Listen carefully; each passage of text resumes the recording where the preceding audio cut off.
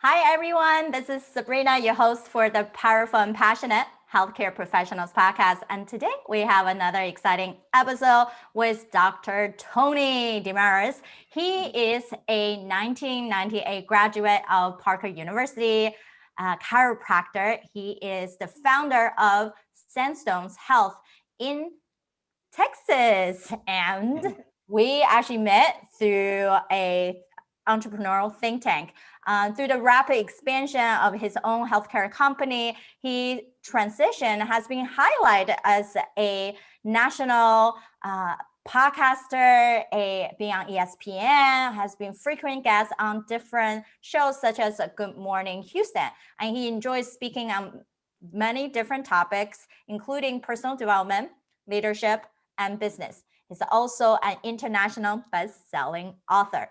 Now, Tony can tell you a lot more going into it, from his journey of a practicing clinician to building multiple clinics, teaching other chiropractors on how do you really be able to set up some business, right? Your own clinic, the way that you wanted to teach and train and take care of your own patients, to growing, scaling, right? And then without feeling trapped, and also he's someone who's so open to all the novelties and bring into different diversity of functional medicine, well-being into all that, into what he practices, his true mission. So thank you, Tony, for being here. Oh, well, thank you for inviting me. Yeah, so I was just saying that we got introduced just simply because we were in the same entrepreneurial think tank. We're in the same city and never really thought about how the world is so small and so large at the same time. Yes. Yep. Well, I mean, being that the think tank is in Georgia, and here we are in Houston, and we connected that way, which is awesome.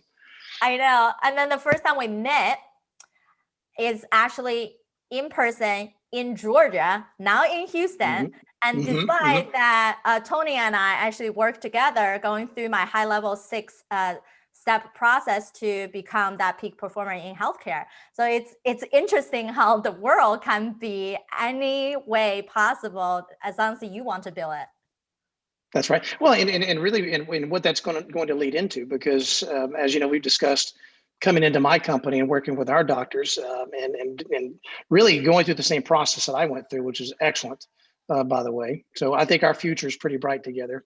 Yeah. So before we expanding into any of those, how do we build our mental immunity to scale your private practice, to really know who you are, to earn that desired place? Let's share a little bit about your background. How did you get started? Why picking chiropractic? And then what made you feel like, hey, I needed to really transition out from just being the clinician, but really being that business owner and share my knowledge with others? Yeah. The reason why I became a chiropractor is really not too terribly sexy. Most people have some really good stories, maybe an injury or something they dealt with. But my main motive really was I wanted to treat athletes, and it made sense from a biomechanical standpoint to treat them that way. But I didn't know anything about chiropractic. I knew they made pretty good money, so that was another reason. And then, fortunately, I got into school and I went to a couple of seminars, and just the dynamics and the passion this guy shared on stage for 2 days. I literally walked out and I said, wow, this is what I'm going to do for the rest of my life. That's really, really cool. So, and as most practitioners, I had the idea that I wanted to obviously own my own practice. I wanted to go into private practice, but I was also smart enough to realize that I didn't know what I didn't know. So I went and picked a mentor and worked with this person for about 2.5 years, and then opened up my own practice. And it was complete hell. It was the most miserable thing but there were some highlights, obviously, but I went into practice underfunded.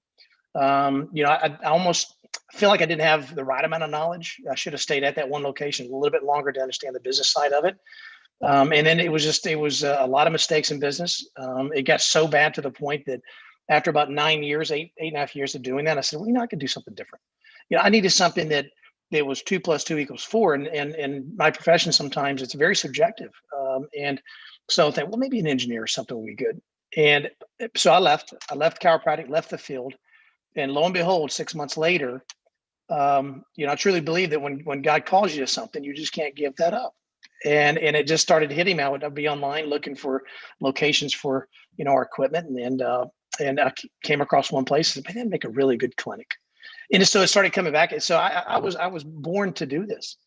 So what happened, and really the interesting thing is, I took a year off. It was a sabbatical for a year, and things didn't go too well on the other side, but I knew for a fact that I was to be a chiropractor. And so when I got back into practice, it was interesting because when you know that's your true calling, all the nuances you deal with in business, because sometimes when things get stressful, you really try to pinpoint what it is, and you'll hang on to that, right? And forget about all these wonderful things that are going on around you. But being out for that year, I came back in. I said, look, okay, I'm going to do this my way. And then as I was about 6 months into practice, and at the time I was still a little bit, I guess, shell shocked from what had happened to me over the last year. And so I didn't want to rock the boat too much. So I wanted to be just this friendly chiropractor in town. But I think an entrepreneur, you can't do that, right? You can't, that's not how you think. So I found myself within, maybe a couple of months walking around the front of the office and looking out in the parking lot, just imagining cars in the parking lot. And lo and behold, 6 months later, the owner of the building was actually making additional parking lot spaces out in the parking lot for us. So that's when I decided. I said, I know that our version of chiropractic is something the public needs to see. So I knew I wanted to do multiple clinics at that point, but then also take care of doctors that don't have financial opportunities, to bring them in and give them a financial opportunity in terms of what they do in their clinical setting. But are there other things they can get involved with outside of that too? Real estate investments or other investments that we get into. So that really became the driving force behind what I decided to do. So it really came about them and really about the profession. Wanted to make that really just let people know, hey, like this is we are really legitimate. We can do some good stuff for you. Yeah, which is a perfect on the spot is you saw something, hey, maybe I don't know if it's the true me, but it is something draw me back to it, right? And then you start falling back in love to this person who with this identity, with this career, and then realizing your mission has pivoted. It's not just being a clinician. It's actually about everybody else, those people who wanted to have something of their own. But how do you get there when, and especially as an entrepreneur, as a leader, really? Right? It's no longer just being a technician of serving your patient, whoever come to you, but how do you even find them? How do you give them the best customer service, the best welcoming message when they check in, and the way that the billing in your back end makes sense, so you're not just paying a bunch of people and nothing coming back? And how do you actually be able to deal with those things, like people being with you for 3-4 years and they suddenly leave you and you're like, what the heck is going on? Right? I know. And then you feel like a sense of like, gap, did I do something, or is that really them? Right? Versus the one who just like constantly on their phone, they don't really pay attention to things. And they're like, come on, like, are we here to do a job? Exactly. Yeah, and I would say that running a business, it really is difficult, but it's also very rewarding. As long as you can stay consistent with those things and don't allow the stress to get too much, because that's when you start thinking the wrong thing. In fact, there was a guy, his name Keith Cunningham, and if you ever get a chance to listen to this guy, he's a hell of a businessman. I don't know if he was a sidekick of Warren Buffett, but he's a Texas guy out of Austin, so he's got this fantastic joke telling, accent. So, but he was on stage one time, and this is when I actually got a chiropractic, and I was burned out. I was burned out because nothing was going right, blah. And he got on stage and he said, and this rocked my world, by the way. He said, you people out there that say you're burned out, he looked at it, he goes, you're not burned out, you're broke. And I went, oh my God, he's right. That's why I got into what I love to do. What am I thinking? And so that really, it was really heavy for me. And but anyways, you use the word strategy, and we in business we've pivoted so many times, and there was a point where I started feeling guilty about that, because I'm having to navigate and having to change things, and the strategy has to change here. And then I read a quote one time, and it was by a man named Eric Rice. He said that a pivot in strategy is not a change in vision. And I said, well, that's perfect, because the underlying vision is always the same. It's the same thing. We may do it a different way. We may pivot with something different, but the vision never changed for us. And so now here we are, after probably 30 different renditions of the of the pivoting into what may change even in the future, but we're a heck of a lot better now than we were back then. Exactly. And do you feel like at the time when you're pivoting so much, you felt like the vision was changing until you heard that statement, that quote? That's exactly what happened to me. I felt like, man, you're being a little wishy-washy. What are you doing here? But it was the underlying core of why we're doing it, right? Define exactly why you're doing something and then allow that to take place. Because quite frankly, if you don't pivot in today's world, you're going to lose out, especially in healthcare. As fast as things change here, whether you take insurance, whether you take all cash, it's a really crazy environment to be in. So you have to be ready to pivot. Right. And then that's one part that we talk about when we pivot, right? You have to pivot because then you can pivot into the empowerment state, right? We can be activate, right? Knowing if we got to do it, we do it. No longer have procrastination excuses to hold us back. And then also we can be innovative, right? That innovation part is not just we have to be super creative, but knowing there are different methods. Strategy is strategy. We don't have to always think about tactic, right? Just because we adapt to one tactic can work with someone else, but might not for us because we run things differently and we like different things. We have different perspective. So if you think about just having more of a stable strategy and that it's okay to shift and not constantly adapting one new thing after another, right? But it's still part of that innovation and it's part about like that excitement almost into research on it. How could this work for me? And if it doesn't work, at least I thought about it.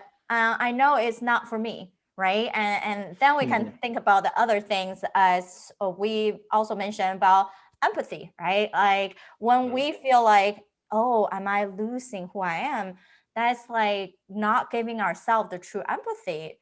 And if we constantly just thinking, well, I'm empathetic, I need to serve everybody else around me, but I can't even allow myself to feel that empathy, feel the win, right? And I think that's the biggest thing we talk about between Tony and I, between a lot of my clients, like, how come I don't let myself feel the win anymore?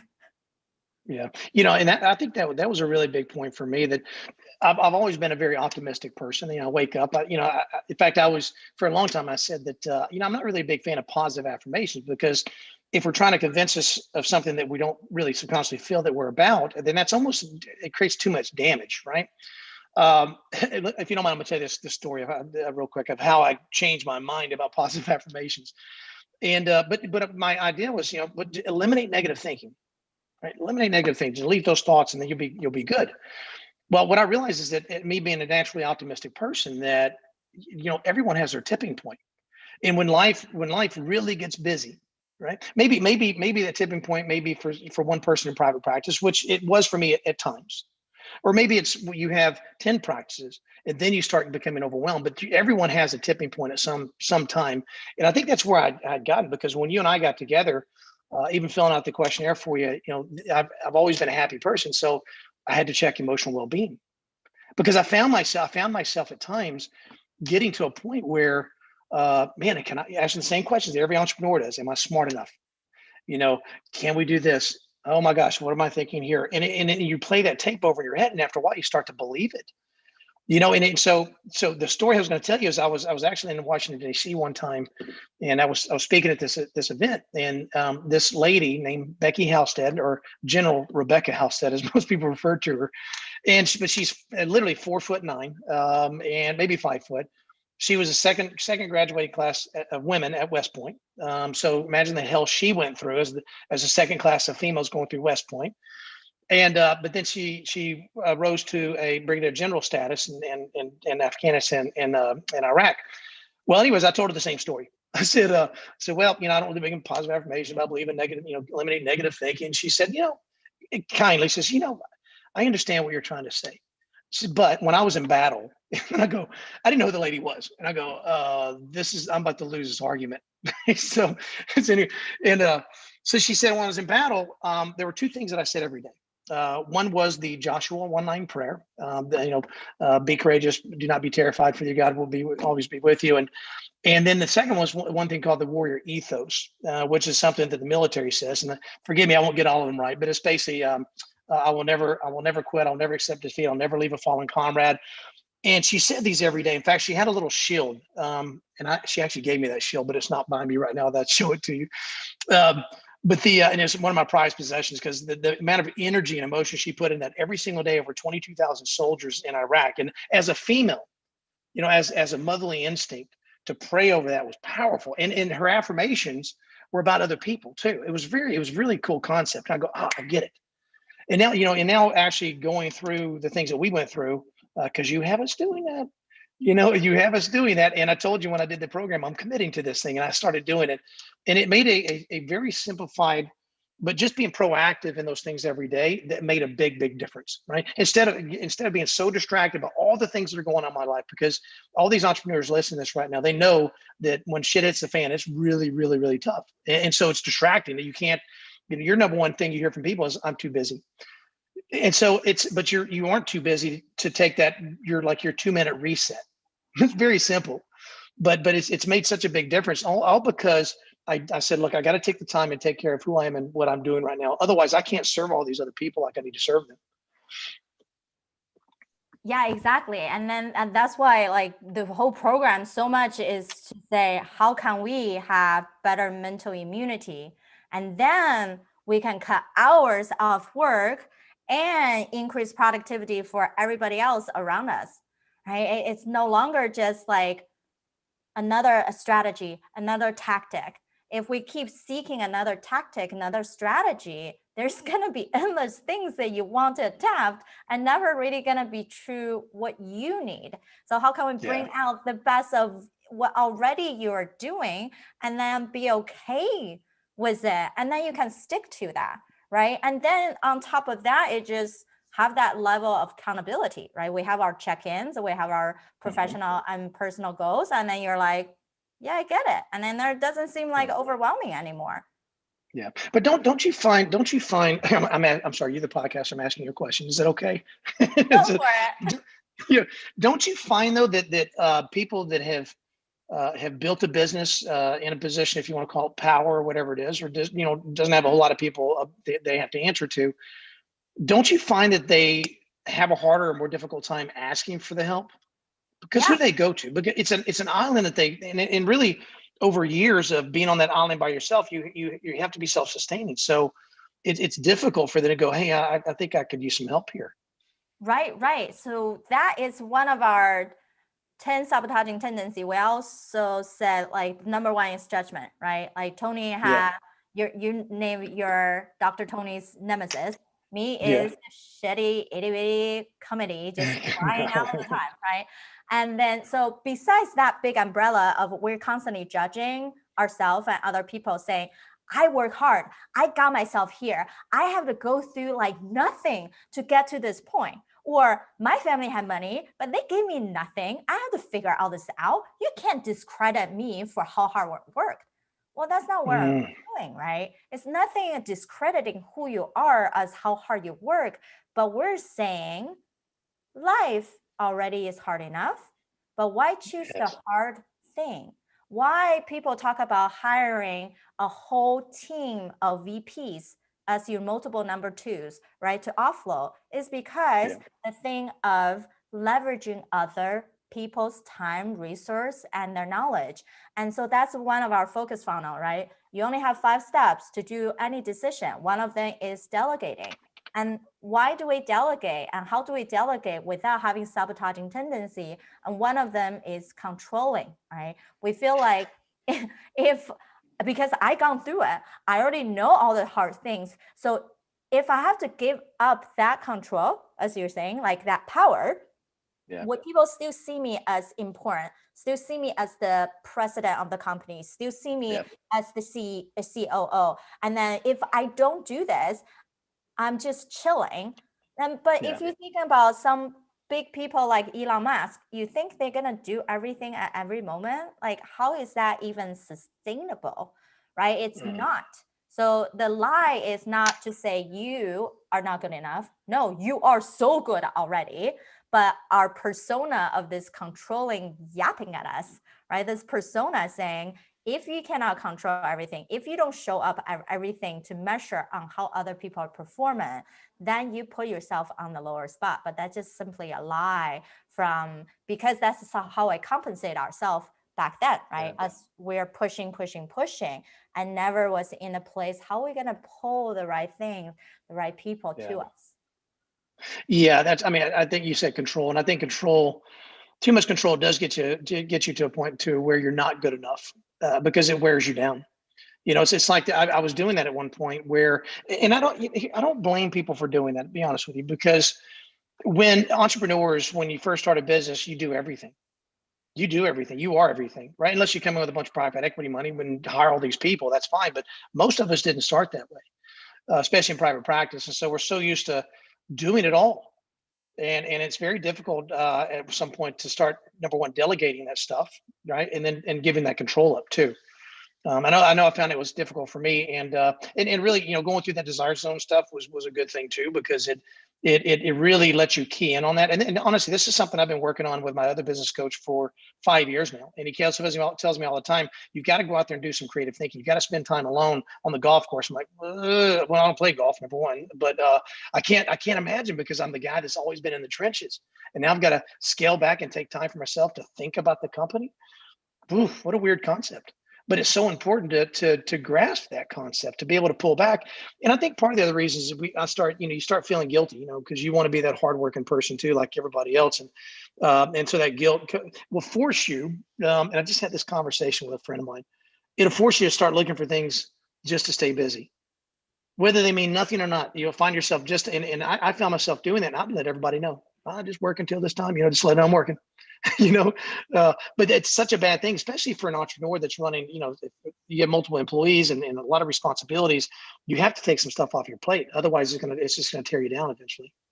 Exactly. And I think since I don't do any business coach, right? Like I don't do any operation, any background. I'm just the connector, like bring out your chaos here. Let's remove all the mental blocks, right? So then you can clear all your roadblocks out of the way. So when your business coach, all your mentors giving you tactic and strategy, you know which one to pick that works for you, and no longer thinking, wow, they're amazing, all of them, let me do all of them, right? And then it's the same thing as like, oh, we have to find something to be busy with, right? Like, no, it doesn't have to be adapting all of those. Just pick a couple of things that you feel like it will definitely fit your need, your company's need, your clinic, your patients, right? And it's okay to say, I can just be the unique self. I can be the unique practice because I'm unique. Mm-hmm. That's why people come to me. That's why people say, hey, this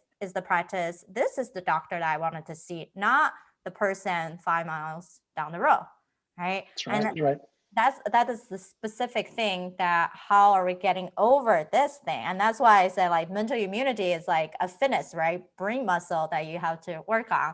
And then so for Tony, like we have this app to train our positive intelligence, and really what I call them these 2-minute exercise. They are mental vacations, right? If you don't reset and you let yourself drain so much, then it's really hard, take a longer time to recuperate, to fill that tank. Instead of if you just decrease a little bit and you're constantly filling, then you're always pretty much in above 80% of energy. Yeah, I remember you saying that, and that is so true. That I was watching another guy years ago, and he said the same thing, that we're only given a limited amount of energy every day, and we need to start using that energy wisely. But it makes so much more sense that instead of draining your battery all the way down and then taking that much longer to recharge it, just do it a little bit. And we even remember I was been a big meditator for a long time, and everyone goes through cycles of this, but I was so dedicated. It was 45 minutes to an hour every single day, probably at night as well. And then in a busy lifestyle, you go, oh, can't do that. But then you start thinking, well, if I can't do 30 minutes or an hour meditation, then why even do it? But you're teaching people to do 2-minute meditations, which 3 2-minute meditations throughout the entire day, 6 minutes total, in my opinion, is better than doing 45 minutes an hour every other day. It just made more sense. And it was so much easier just to kind of center myself back in and go back at it.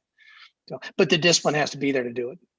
Right. And then we say become non-negotiable, right? And then you have to think about what's the outcome. Is that giving you the clarity to be able to do things faster? Or does that give you the time ROI? Is it the finance ROI? Is it the health part? What is it? If you actually connect it to that true outcome you want, then yeah, it becomes a non-negotiable. But if we just think, oh, it's good to do, then it become less serious and less like Mhm. effective, because like, oh, if it's good to do, then it doesn't mean I have to.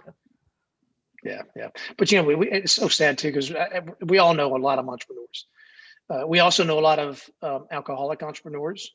We know a lot of entrepreneurs who are doing drugs on a regular basis. We know a lot of entrepreneurs who are divorced multiple times. We know entrepreneurs that kids won't even talk to them anymore. And you look at that and you go, wow, that was really worth all that work, isn't it? It's just so sad to see that, the sacrifice that takes place. And if they just took the time to do some of these things, their life would have a completely different trajectory. I'm not saying they wouldn't get divorced. I don't know what the spouse is like, but it would be a much, much happier life if they just took the time to do those things. Exactly. And so what do you think is the best outcome that you got out of that program?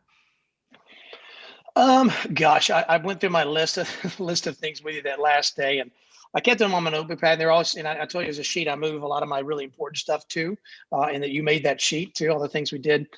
I think there were a lot of things in there. I look at the chart of the desire zone, and because I was taking on too many things, I was doing too many things outside of my desire zone, and that allowed me to hone things back into the direction where they should be. What was some other things? Our first call that we ever had, there was a quote that you gave me from the Dalai Lama, and these are simple things I did, but it was about gratitude, and it hit me at that time because I'd forgotten to be grateful about what has been built. Everybody around me that sees what we're doing, or sees what I'm doing here, my peers and colleagues, they're very grateful for what I've been doing. They're like, oh, this is great. Would love to be in the position I'm in, and I forget that, and I forgot it. So that was another one. And then what was some other stuff? I'd have to go through my list. I mean, there's, the 2-minute reset stuff that we do. And one thing now, I'm going to have to do a plug here is this. Yeah. And I was going to do this, didn't you?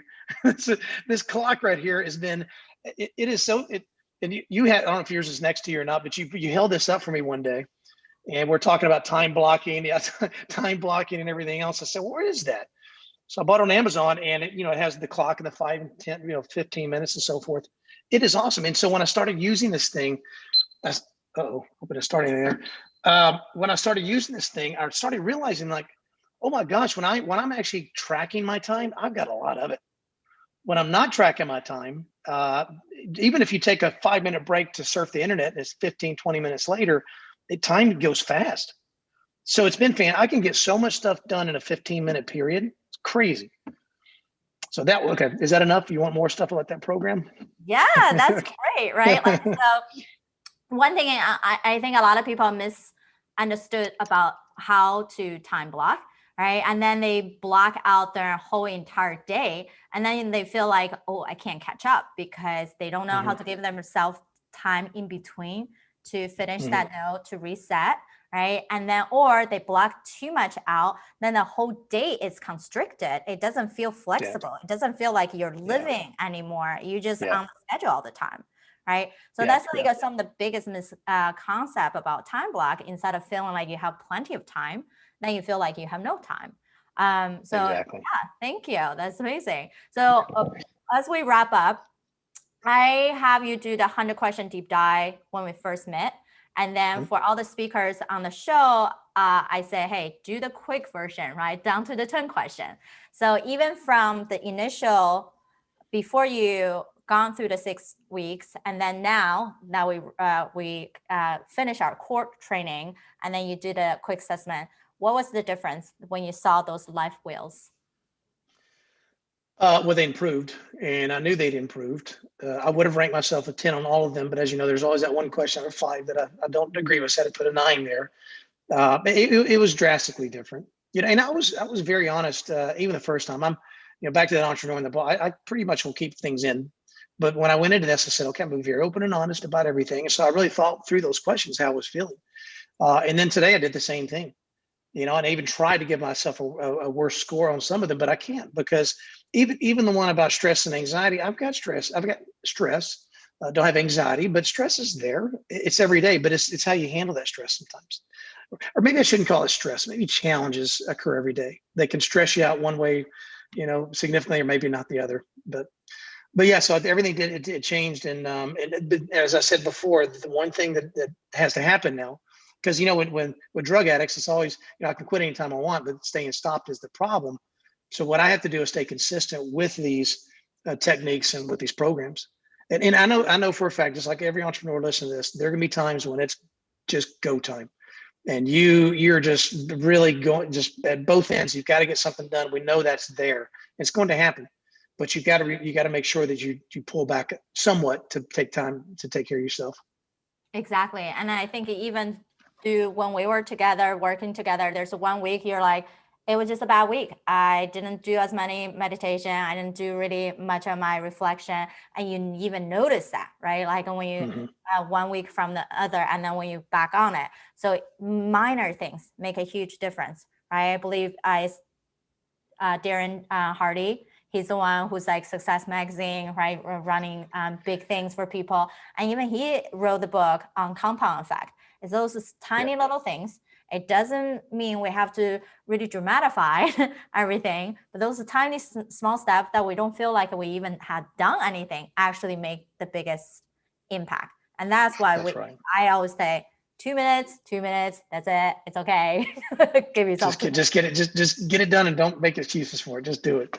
Yeah, exactly. Awesome. So Tony does so many amazing things. He has different programs in the pipeline. He teaches a lot of healthcare professionals, especially chiropractors. Even you're new, it's okay. And then he gave you all the tools to start and grow and scale in your private practice. So I know a lot of you probably are interested in how do you go for that round, right? There's a lot of legal and then paper operational thing, and he can give you all the tools, and he built these things out very much thoroughly. So how can people get in touch with you when they wanted to start down that path, or just learn from other stuff that you've done, from addiction, from speaking, writing, all that? Yeah, in fact, that our addiction program for the marijuana is being launched. It was supposed to be launched on 4/20. Sarcastic, right? But it's been delayed. We had to edit some of the videos, but we'll have that out here pretty soon. But that'll be secretaddiction.org. So you'll be able to find that there. But in terms of reaching with me, I love working with people. It's fan. I never turn anybody away.